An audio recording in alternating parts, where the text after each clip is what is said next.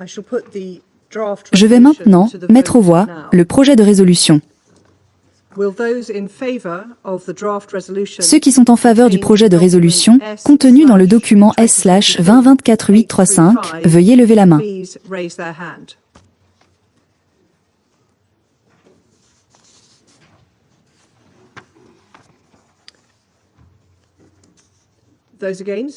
Ceux qui sont contre?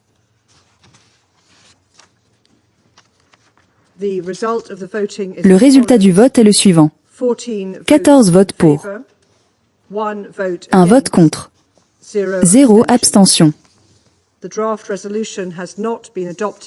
Le projet de résolution n'a pas été adopté en raison du vote négatif d'un membre permanent du Conseil. Je donne maintenant la parole aux membres du Conseil qui souhaitent faire des déclarations après le vote. Alors, vous venez de voir qu'une seule voix a suffi pour réduire au silence l'espoir de milliers d'innocents. Une seule voix contre. Cette voix, c'est celle d'un membre permanent du Conseil de sécurité. Cette voix, à elle seule, a fait échouer un projet de résolution vital pour imposer un cessez-le-feu à Gaza. Une seule voix contre 14. Aujourd'hui, nous analysons l'une des failles les plus controversées de la gouvernance internationale, le droit de veto. Alors, il faut savoir que le droit de veto, qui est un privilège rare accordé à 5 membres permanents du Conseil de sécurité de l'ONU, devrait à la base garantir la paix et la stabilité mondiale. Mais aujourd'hui, ce même outil est devenu le symbole d'un monde paralysé, où la volonté de la majorité est réduite au silence par le veto d'un seul. Dans cette vidéo, nous allons explorer une scène bouleversante au cœur de l'ONU. Un projet de résolution en faveur d'un cessez-le-feu à Gaza, soutenu par 14 nations, a été bloqué par une seule voix. Ce moment tragique met en lumière une question brûlante. Le droit de veto est-il compatible avec la justice internationale et les droits humains?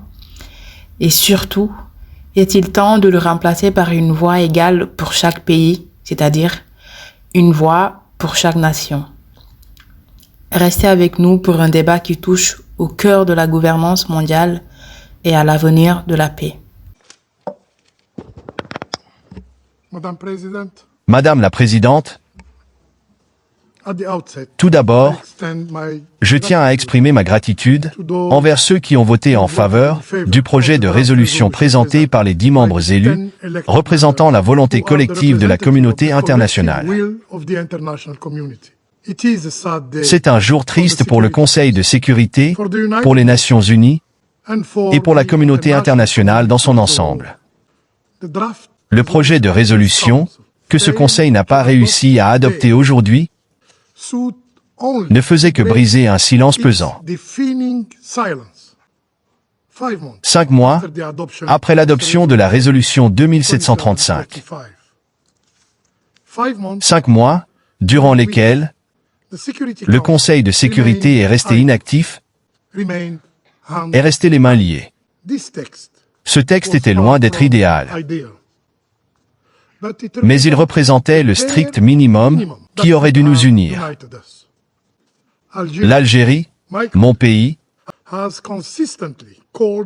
a constamment plaidé pour l'application des décisions du Conseil de sécurité et pour l'imposition de sanctions à ceux qui défient la volonté collective de la communauté internationale. C'est pourquoi nous avions adopté la position de soutenir une résolution en vertu du chapitre 7 de la Charte des Nations Unies. Des concessions significatives ont été faites lors des négociations. Pourtant, un membre a choisi de bloquer toute action de ce Conseil. Le message d'aujourd'hui est clair. Tout d'abord, à la puissance occupante israélienne. Vous pouvez continuer votre génocide. Vous pouvez poursuivre votre punition collective du peuple palestinien en toute impunité. Dans cette enceinte, vous jouissez de l'immunité. Au peuple palestinien, un autre message clair. Alors que la grande majorité du monde exprime sa solidarité avec votre souffrance, tragiquement, certains restent indifférents à votre douleur. Madame la Présidente, nous devons nous interroger. Aujourd'hui, en tant qu'être humain, est-ce que cela ne suffit pas que 44 000 Palestiniens aient été tués à Gaza, dont 70% de femmes et d'enfants? Combien d'autres doivent périr avant que ce Conseil n'impose un cessez-le-feu? Est-ce que cela ne suffit pas que le nombre d'orphelins à Gaza se situe désormais entre 17 000 et 18 000, dont beaucoup d'entre eux n'ont plus aucun membre de leur famille survivant pour s'occuper d'eux? Gaza, autrefois connue comme une ville d'enfants, est tragiquement devenue une ville d'orphelins. Combien d'enfants de plus doivent être orphelins avant que ce Conseil n'agisse?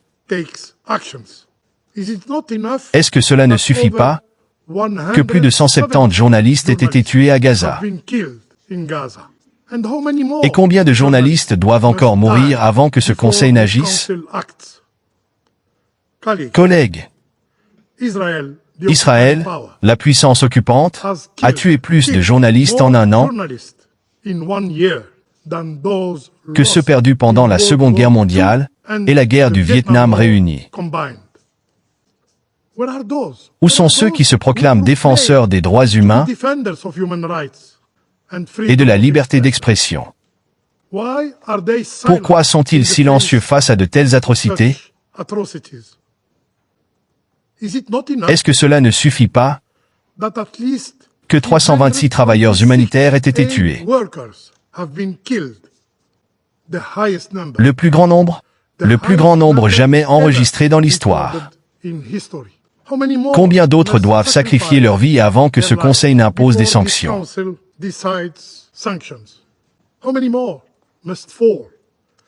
Combien d'autres doivent tomber avant que ce Conseil ne prenne des mesures décisives? Est-ce que cela ne suffit pas que presque toute la population de Gaza ait été déplacée de force et soit confrontée à la famine maintenant, certains succombant déjà à la faim? Combien d'autres doivent mourir de faim avant que ce Conseil ne réagisse? Madame la Présidente, l'année dernière, le Conseil a adopté 4 résolutions.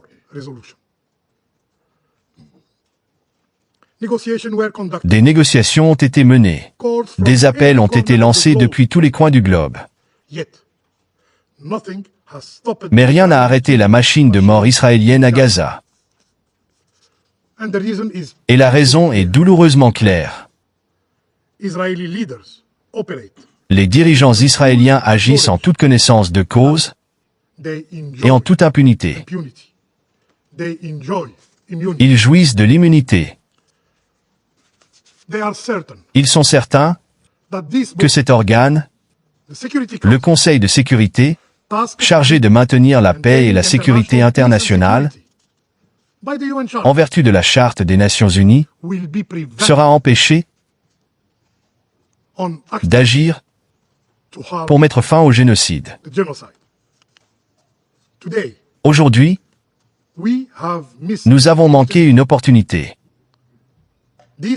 Cet échec aura des conséquences dévastatrices pour l'ordre international.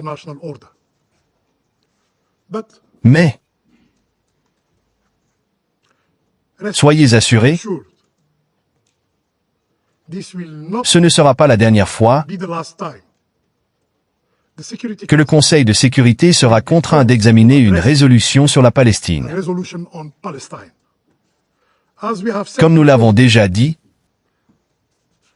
et comme nous l'avons prouvé, nous reviendrons bientôt au Conseil de sécurité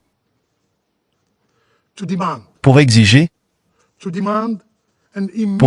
un cessez-le-feu immédiat inconditionnel et permanent à Gaza. Et cette fois avec un langage encore plus ferme, en vertu du chapitre 7 de la Charte des Nations Unies. Et nos efforts ne cesseront pas tant que le Conseil n'aura pas pris des mesures décisives. Je vous remercie.